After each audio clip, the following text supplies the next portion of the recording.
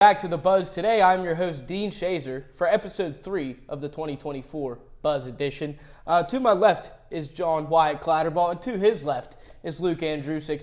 Wyatt, it's his first time on here, and today we're going to be talking about everything fall and a little bit of Family Feud after. WCTV Channel 14 News. I'm Dean Shazer alongside Benicio DeFalco, bringing you the latest on the topic of NIL. Got it to be NIL. Name, image, and likeness. Name, image, likeness. A Division I athlete's 3 favorite words. Well, what is name, image, likeness? NIL refers to a person's legal right to control how their image is used, especially commercially. NIL has been the center of controversy in college sports since it was introduced in January of 2021. But how did we get here? Here with the president of Waynesburg University, Douglas Lee. Now, we have a few questions on the election for you.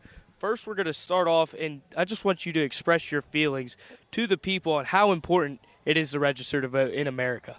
As firefighters are coming from this corner of the house to try to blast water into that attic because the top of the fire truck is unable to reach the flames within the attic at the current position they are in. Saturday is an action-packed day for Waynesburg sports, starting with the men and women's cross-country teams.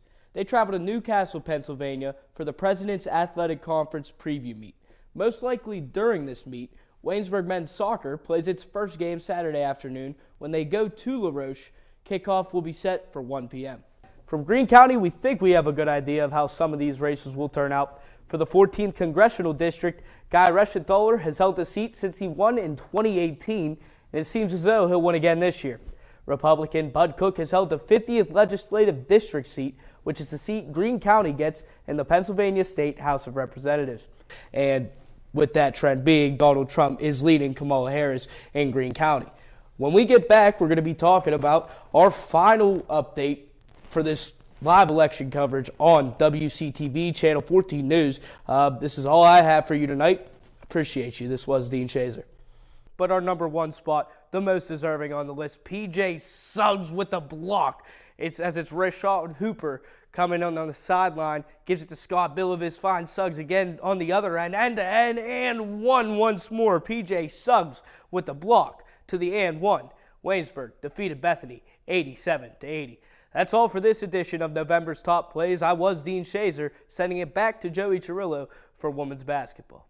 Yeah. If I'm Sidney Crosby, I look at the state of the franchise, and it's depleting. The Penguins are on a decline. I'm taking my money and getting as much as I can. I understand being the ultimate team guy, being so superstitious. There's not a guy in hockey like Sidney Crosby when it comes to being a great teammate, a great leader, and a great person. Yeah, Shohei Ohtani, I understand the sub-3 ERA, the high amount of strikeouts when he pitches, the flashiness in his worldwide fame, but Aaron Judge is a more prolific hitter when it comes to baseball, and had he not got injured last year, that's 450 home run seasons before the age of 30. He gets his helmet across the face. He splits double teams like no other.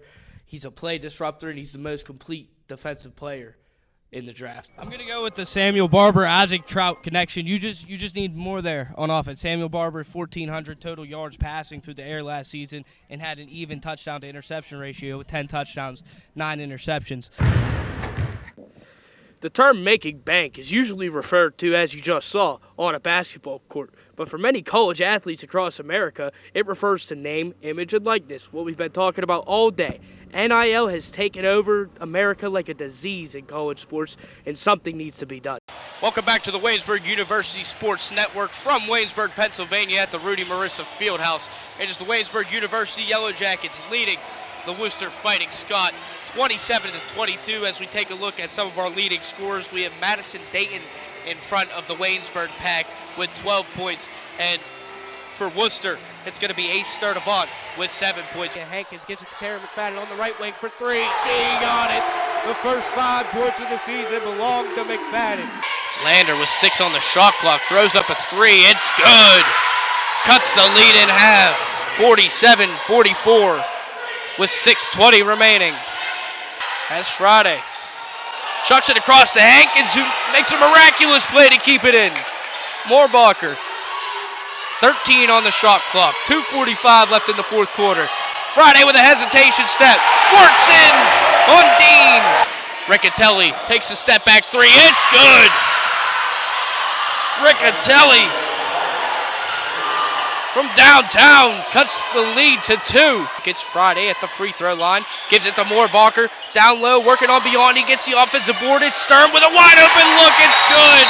So 2 balls, no strikes to Peterson. 6-5 ball game. Waynesburg leads Bethany.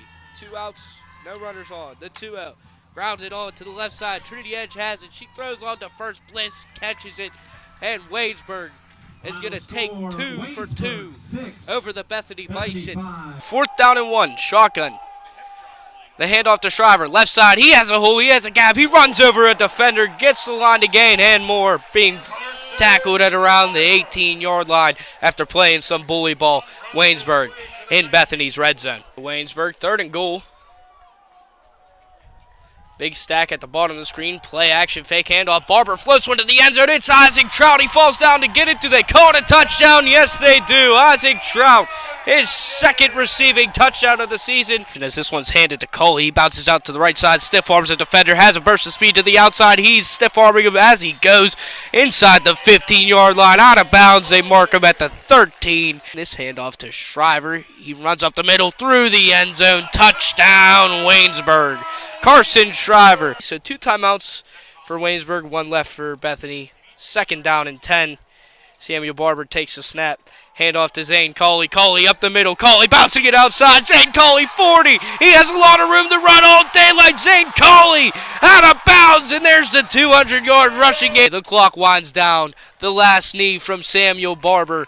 And Waynesburg University, for the first time since 2019, wins on its homecoming with a 34-14 victory over the Bethany Bison.